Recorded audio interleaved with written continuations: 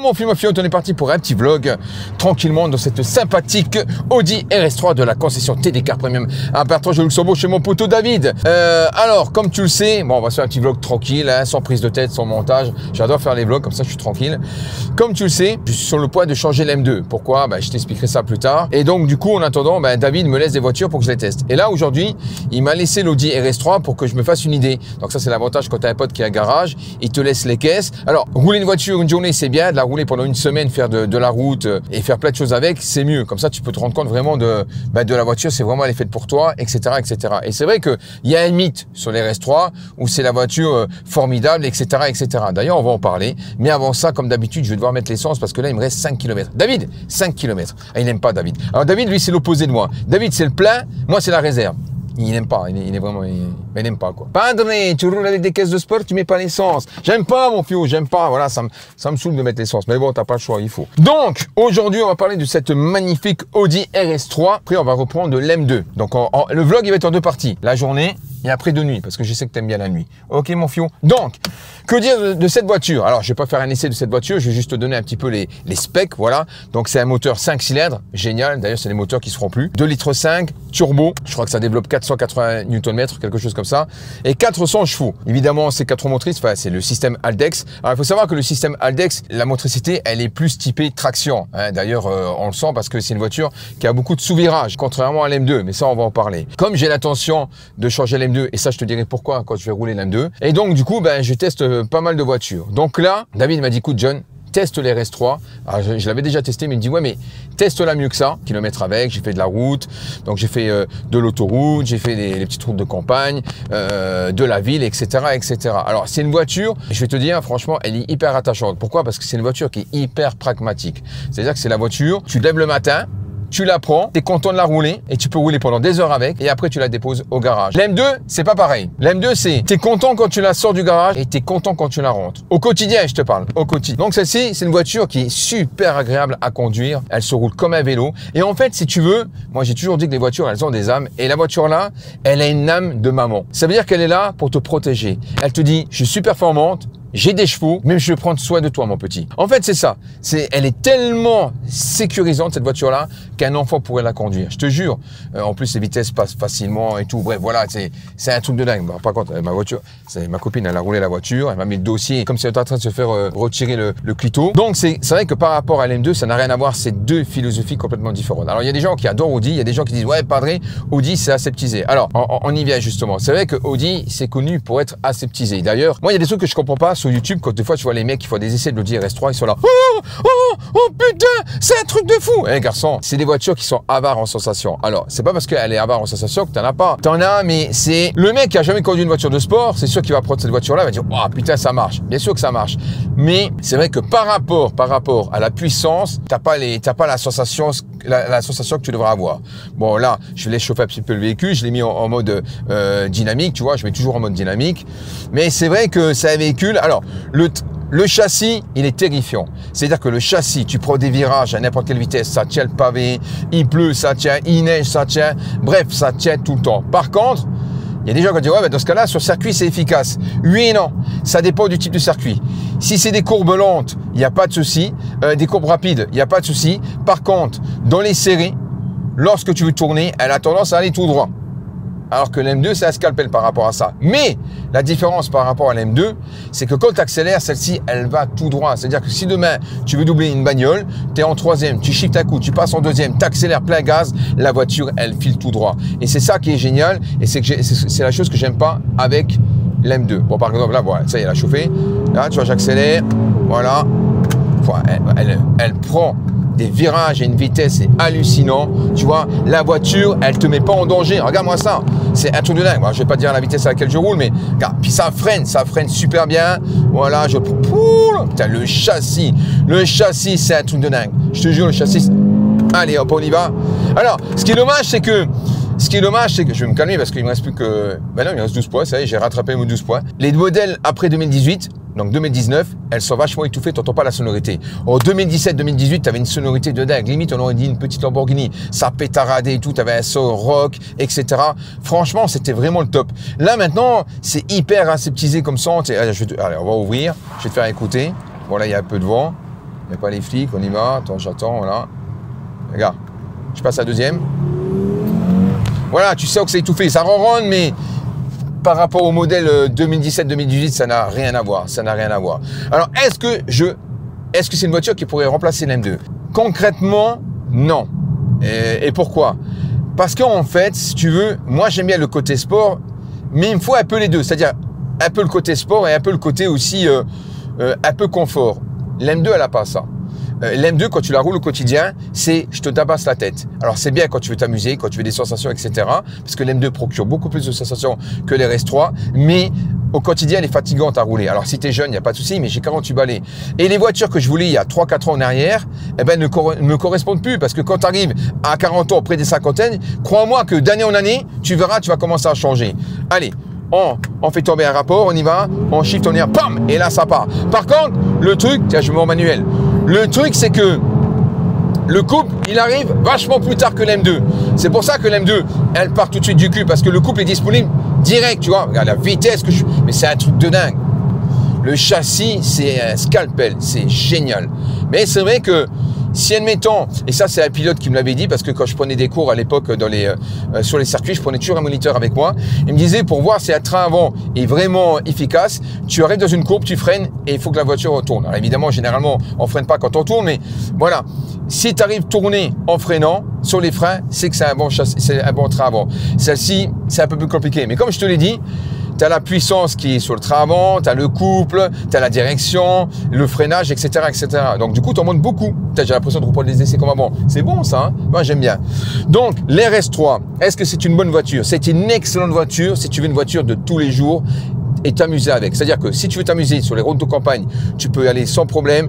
Tu veux partir en vacances, tu peux y aller sans aucun problème. Tu veux faire les courses, tu peux y aller sans aucun problème. Tu l'as en mode confort, tu es confortable. Il pleut, tu prends ta voiture. Il neige, tu mets des pneus neige, il n'y a pas de souci. C'est pour ça que cette voiture est autant appréciée parce que elle est vraiment dans sa catégorie, elle est géniale. Par contre, le truc que j'aime pas sur cette voiture, après chacun ses goûts, c'est le design de cette voiture. Je trouve que par rapport à ce qu'elle procure, encore une fois, le design... Je suis désolé, je ne veux pas être pro BMW. Tu mets une M2 à côté, les gens ils se font un torticolis, ils se cassent la nuque. Là-dessus, d'ailleurs, voilà, j'ai fait un test. Je l'ai montré à ma mère. Ma mère ne connaît pas grand-chose en voiture, tu sais. Et du coup, je lui ai montré cette voiture-là. Elle me dit, ça fait une voiture un peu banale, tu vois. Je lui ai dit, pour toi, c'est une voiture qui vaut, quand tu la sors de concession, 80 000 €. Elle me dit, bah écoute mon fils, je suis désolé, mais quand on la voit comme ça les fait pas. Alors évidemment, celui qui le connaît, voilà. Mais c'est vrai que c'est pas une voiture que 80 000 balles, une voiture comme ça, tu dis, merde. Mais il y a le châssis, il y a le moteur, etc., etc. Mais c'est vrai que, je suis désolé mon fiou, quand tu mets de l'argent sur une bagnole, bon, il faut qu'elle te plaise, ça c'est primordial. Mais tu as envie aussi que les gens se retournent un peu, c'est normal, arrête, dis pas le contraire. T'es fier quand les gens disent, waouh, putain, t'as une bonne caisse. C'est normal, t'es content, tu vois, t'es content. Voilà. C'est pour ça que j'avais dit à David, si je prends cette voiture, je vais plutôt m'orienter vers la berline, parce qu'elle est magnifique. Mais finalement, c'est pas la voiture qui me convient. Elle est très sage, même si elle a des watts, elle est plus performante que l'M2, hein, je dis pas le contraire. Mais l'M2 te procure beaucoup plus de sensations. Voilà. Mais je vais te dire pourquoi je veux vendre l'M2, je te dirai ça dans la partie de nuit. Ok mon fion, voilà. On va prendre une petite route un peu sinueuse. On va s'amuser un peu avec. Mais voilà. Alors évidemment, je fais ce genre de vlog parce que, comme d'habitude, j'ai des abonnés qui sont là depuis le début et qu'eux étaient là pour les essais automobiles et ils sont restés avec moi. Alors qu'eux, ils s'en battent les cacahuètes du detailing, mais ils sont restés pour moi. Et rien que pour les remercier, mon fion, eh ben voilà. Ok. Donc là, on va sortir du village. Mais c'est vrai que c'est une voiture qui est hyper plaisante à conduire, je te jure, elle est hyper attachante. Mais tu vois, par exemple, quand David a récupéré l'M2, je suis pressé de la récupérer, malgré que l'M2 me fatigue. Et je vais t'expliquer ça après. Donc oui, l'RS3, c'est une très très bonne voiture. Mais si tu es un jeune fougueux et que tu as envie de... pas trop jeune non plus, parce qu'après c'est dangereux, mais que tu as envie d'avoir des bonnes sensations, je pense pas que c'est cette voiture qu'il te faudra. Par contre, si tu as entre 30 40 balais, même voire 50 ans, tu vois, voilà, c'est déjà... et que tu as envie d'une voiture qui avoine, mais qui te met pas en danger... Oh là là. Et là, c'est rare parce que, tu vois, c'est une route, il y a des imperfections et tout, et c'est une route qui est extrêmement bosselée. Et généralement, dans les 4 roues motrices, il y a un gros souci. Le souci, c'est que dans les 4 roues motrices, tu sens toutes les imperfections de la route. Ça veut dire que la moindre imperfection, la voiture t'emporte. Mais comme, putain, c'est incroyable. Je peux pas faire ça avec la... Là, tu vois, là, j'accélère dans le virage. Avec la M2, je peux pas. Là, elle m'orime. C'est incroyable, incroyable, incroyable. Incroyable. Franchement, il n'y a pas plus efficace que les Audi. Honnêtement, c'est hyper efficace. Par contre, là, c'est admettons, je tourne. Voilà, tu vois, elle a du mal. Par exemple, tu vois, je freine et en tournant, elle a tendance à s'ouvrir. Alors que la M2, elle survire à mort. Mais par contre, dans les virages, si tu n'accélères pas, évidemment, elle va bien prendre les virages à la corde, etc., etc. Oh putain, on dirait un professionnel. Zarma, il va se faire passer pour le professionnel, le monsieur. Donc, pour conclure, Audi RS3, géniale, sécurisante, performante, des freins. Ça, c'est l'inverse de BM, parce que BM, malgré la motosport que j'ai là, la M, vous voyez, ça freine une fois, deux fois, après, tu n'as plus de frein. Voilà, alors là, par contre, regarde, tu es obligé de shifter. Regarde le couple, il vient quand? Et avec le... Et voilà. Tu comprends l'histoire? Donc le moteur, le turbo, il met un peu de temps avant de... Et la boîte aussi, je trouve que la boîte, elle est un peu trop lente. Elle mouline un peu, il faut qu'elle comprenne. Alors, ce qui est bien, par contre, c'est que quand tu mets en mode sport, eh bien, elle shift, elle va te permettre d'aller au rupteur. Donc, évidemment, il faut pas le faire, mais elle va te permettre d'aller au rupteur pendant un certain temps pour que tu puisses après passer ta vitesse. En gros, c'est vraiment une boîte typée sport, tu vois. Alors qu'il y a des voitures, elle peut pas te laisser faire ça. T'arrives même pas au rupteur que direct, elle t'enclenche le truc. Donc, l'Audi RS3, la suite juste après ce soir. OK? Et on va prendre l'M2. Let's go. Bon, voilà mon fiou. De retour de la M2 du Padre. Et là, il est quelle heure? 3 heures du mat. C'est pas bien, ça? J'adore faire les vlogs de nuit et je sais que tu les aimes aussi. Je sais que tu les aimes. Petit coup d'original, évidemment, hein. Toujours. Toujours, toujours, toujours. Alors, ça me gratte la main gauche. Tu sais que quand ça te gratte la main gauche, généralement, tu prends de l'oseille pour les personnes qui sont superstitieuses, mais et si tu le grattes le pied gauche, c'est encore mieux. Voilà. Alors, David est venu récupérer l'Audi RS3 parce qu'en fait, si tu veux, toute la semaine, il avait l'M2. Je lui ai dit qu'écoute, prends-la. Il a nettoyé, il a fait des vidéos et il a fait des photos, etc. Comme ça, il va la mettre en... C'est vrai qu'on n'a pas du tout le même gabarit, lui et moi. Voilà. Parce qu'en fait, moi, je t'explique. Quand je roule les voitures, je mets tout en bas, le volant en bas et un petit peu incliné vers l'arrière, tu vois, un petit peu en forme version wesh, tu vois ce que je veux dire? Voilà. J'aime bien, voilà. Après, quand je suis en circuit, je suis pas comme ça, hein, mais j'aime bien être un peu en arrière, voilà. Je sais que je suis un peu trop là, un peu trop. Là, ça c'est un truc qui est horrible, c'est que quand on te prend ta position, tu sais, on t'a tout changé, tu pètes un plomb. Ah non, ça va toujours pas. Hein. Ah, ça c'est le truc qui va m'énerver, ça, voilà. Voilà, un petit peu comme ça. Non, ça va pas, Oh putain, ça va m'énerver, ça. Là, on est bien. Ok. Donc, ouais, il l'a gardé cette semaine, il a fait des photos avec. Et puis, il va la mettre en ligne, je pense, à partir de lundi. Et puis voilà, donc du coup, il m'avait dit, écoute, teste les RS3. Comme ça, tu te feras une idée sur la voiture que tu veux. Et puis, parce qu'à la base, on était parti sur une RS3 berline. Donc, il m'a dit, voilà, prends les RS3 que j'ai là. Bon, c'était pas une berline, évidemment, mais prends celle-ci. Si jamais tu kiffes et qu'on voit l'M2, bah, tu gardes celle-ci. Si tu kiffes pas, bah, à ce moment-là, on trouvera une autre voiture. Voilà. Donc, avant que je te dise pourquoi je vais changer cette voiture, on va faire un petit peu je vais dire ce que je pense de cette voiture par rapport à l'RS3. Comme ça pourra donner des idées à des personnes qui voudraient, qui hésitent entre l'M2 et l'RS3, parce que généralement, c'est plus ou moins le même segment. Et donc, du coup, voilà, tu peux être hésitant. Alors, je tiens à préciser, parce que la dernière fois, j'ai un mec qui a 22 ans, il me dit, ouais, Padre, qu'est-ce qu'il me dit? Et suite à la vidéo que j'avais faite, si tu veux pas des voitures qui chassent, prends pas une BMW. Alors déjà, bouche de vieille, sache que j'ai eu pratiquement dans ma vie que des voitures propulsion. La dernière, c'était une Z4. Il y avait pratiquement 500 chevaux dessus, d'accord? Elle partit du cul. Et quand je te dis que l'M2, c'est une voiture qui aime jouer, c'est comme le E46, elle aime jouer. C'est-à-dire que quand tu accélères violemment, évidemment, il faut être en sport plus, elle va chasser. Voilà. Et moi, je suis tout le temps en sport plus. Alors, il y a des gens qui vont dire, Padre, pourquoi tu ne mets pas en confort? En confort, honnêtement, en suspension, tu sens pas, c'est pratiquement la même chose, tu vois. Par contre, c'est vrai que le temps de réaction, il est un peu plus long. Mais moi, j'aime bien être en sport ou en sport plus, sans pour autant que la voiture, elle parte toutes les 5 minutes. Bref, voilà. Donc, du coup, j'ai des mecs qui ont 22, 23 ans jusqu'à 25 ans. C'est sûr que la voiture là, elle va être idéale pour toi. Voilà. Mais quand tu as atteint 48 balais et presque 50 ans, tu verras, mon garçon, ça change. Les choses, elles changent. C'est-à-dire que si j'avais regardé cette vidéo à 25 ans, même il y a 5 ans en arrière, je me serais dit, mais c'est ça qu'il me faut comme voiture. Mais comme je te l'ai dit, plus les années passent, plus tu prends de l'âge, et plus tu as besoin d'autre chose. Et le problème, c'est que dans ta tête, tu te rends pas compte que tu prends de l'âge. Mais ton corps, il te le rappelle. Tu vois, alors évidemment, il y a des gens qui me disent, ouais, Padre, tu fais pas ton âge, je fais du sport, etc. Oui, mais j'ai l'âge qui commence à monter. Alors, 48 ans, c'est pas vieux. Mais quand même, je veux dire, toute ma vie, j'ai roulé des voitures de sport. Donc, à un moment donné, voilà, tu veux t'orienter sur quelque chose. Alors, toujours les voitures de sport, j'adore ça. Mais en fait, ce qu'il me faudrait, c'est une voiture sport, mais qui peut être aussi plus ou moins confortable. Et là, tu vas me dire, ben, l'RS3 est parfaite. Alors, l'RS3 est parfaite pour être une voiture du quotidien. Je ne dis pas le contraire. Elle est parfaite si tu veux accélérer et que ça parte. Mais c'est vrai que si tu veux des sensations, ben, l'RS3, elle n'est pas connue pour ça.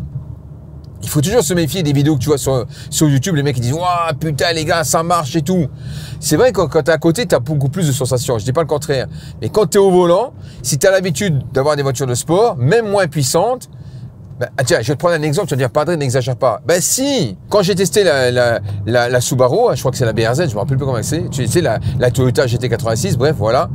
Eh bien, dis-toi que j'avais plus de sensations qu'avec les RS3. Alors évidemment, les RS3, elle la bouffe, tu vois, en 2 secondes, je dis pas le contraire. Mais en termes de sensations, voilà, c'est hyper aseptisé. Et ben moi, je voudrais une voiture qui me procure des sensations quand j'en ai envie et qui soit une voiture confortable tous les jours quand j'en ai envie.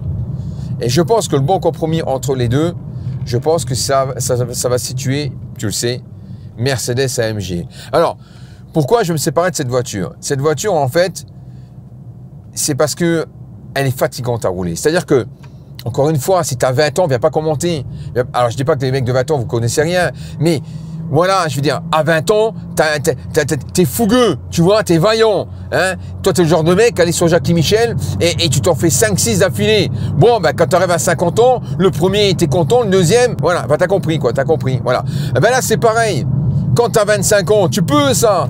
Mais quand tu arrives vers un âge, à un moment donné, voilà. Et le problème, c'est que tu ne vois pas vieillir. Donc, du coup, à l'instant T, tu dis, je veux ci, je veux ci, je veux ça. Et au final, quand tu l'as, tu te rends compte que bah, tu vas trop loin. Des fois, tu te dis, voilà, Padre, va doucement. Voilà. Il y a quelques temps de ça, je me suis dit, putain, j'aimerais bien prendre une Lotus V6 avec le moteur Boxster, tu sais. Mais heureusement que je ne l'ai pas acheté. Si j'avais acheté ça, mais je l'aurais brûlé la voiture. J'aurais pété un plan. Oui, c'est fun pendant une demi-heure, 1 heure. Mais après, t'en peux plus. D'ailleurs, je connais plein de jeunes qui ont, enfin plein, j'en connais quelques-uns, qui ont des Lotus. Et ils sont jeunes, ils ont 28 balais. Le mec, il me dit, Padre, j'ai été la chercher. J'ai fait 500 km avec pour aller la récupérer. À la fin, j'avais envie de la brûler. Et le mec, il est jeune. Voilà. Là, c'est plus ou moins pareil, celle-ci. C'est-à-dire que je la roule. Je suis content de la rouler. 1 heure après, je suis content de la déposer au garage parce que j'en ai marre. J'en ai marre. Concrètement, j'en ai marre. Voilà. Donc oui, elle est magnifique. Je l'adore. Le châssis, il est démoniaque. Tu vois, quand tu tournes et tout, elle prend bien les virages. Par contre, c'est vrai que dès que tu accélères, elle part assez vite. Ça, je dis pas le contraire. Franchement, elle part assez vite. Et ouais, c'est ferme, hein, c'est à bout de bois. Hein. De toute façon, la M2, voilà, c'est à bout de bois. C'est une voiture de sport. Honnêtement, c'est à mi-chemin entre le coupé GT et la voiture de sport. Voilà. Donc, à choisir entre celle-ci et les RS3, je préfère quand même celle-ci. Mais en fait, il faudrait un mix des deux. Et comme je te dis, ça serait la Mercedes AMG. Voilà. Par contre, c'est vrai que le design de cette voiture, putain, mais je la trouve magnifique. Et la position de conduite, par exemple, tu vois, par exemple, comme je t'ai dit, les RS3, tu as les jambes écartées, tu as l'impression que tu es en train de chier.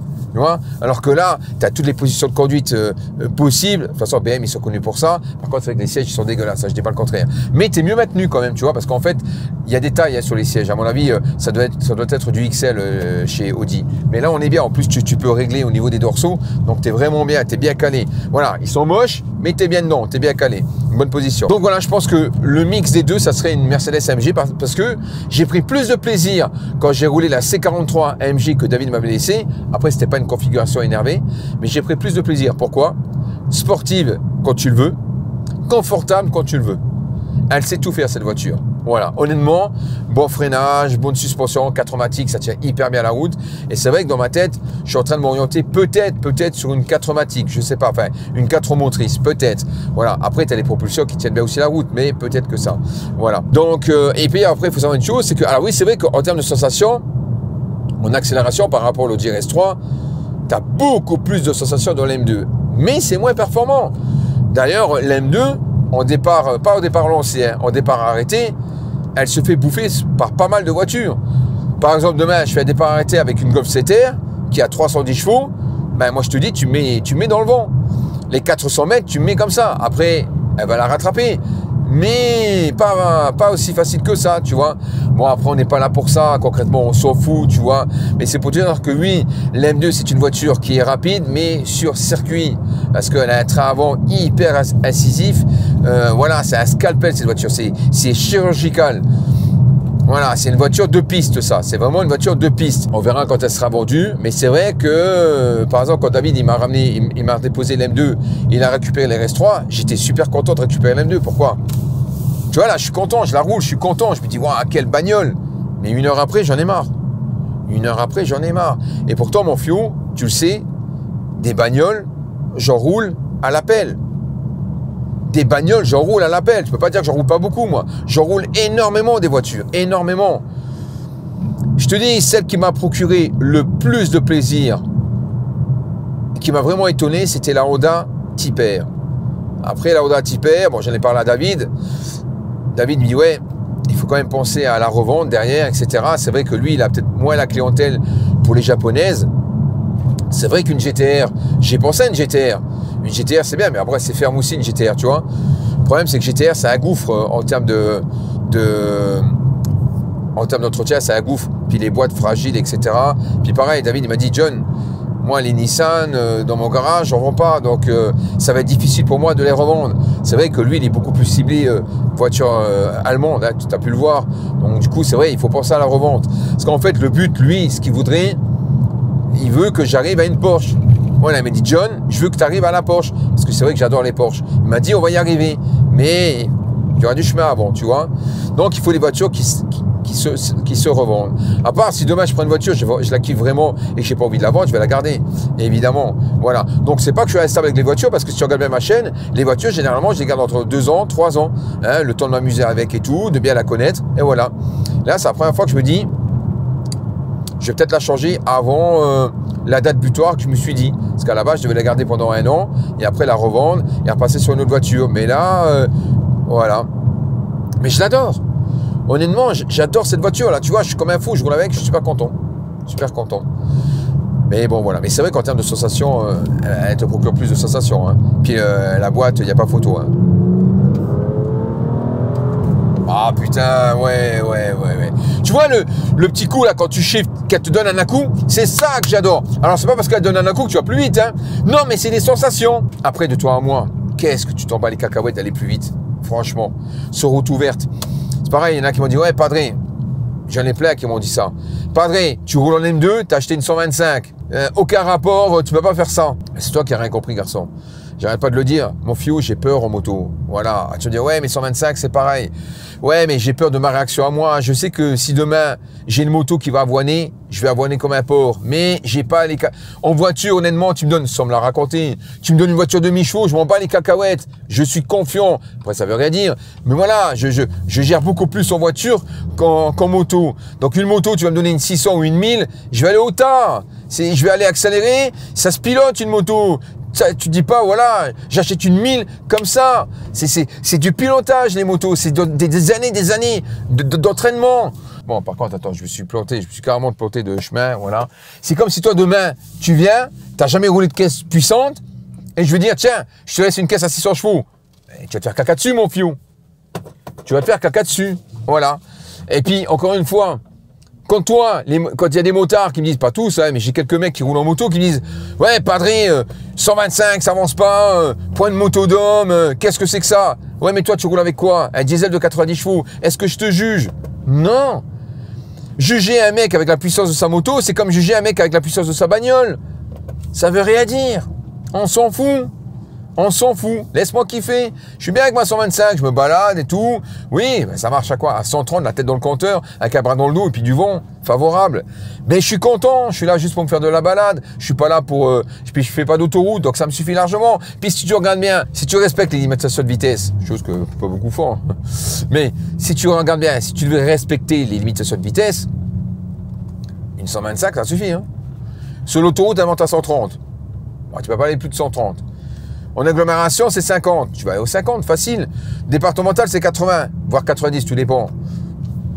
Je l'ai fait sans problème. 80-90, je l'ai fait sans problème. Donc si tu regardes bien, est-ce que tu iras plus vite est-ce que tu iras moins vite que quelqu'un d'autre?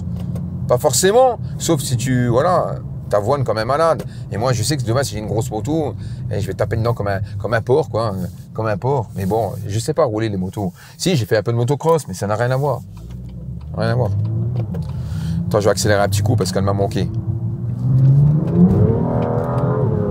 Ah, tu vois, elle part du cul, là, tu vois. Ah là là là, quel plaisir. Quel plaisir.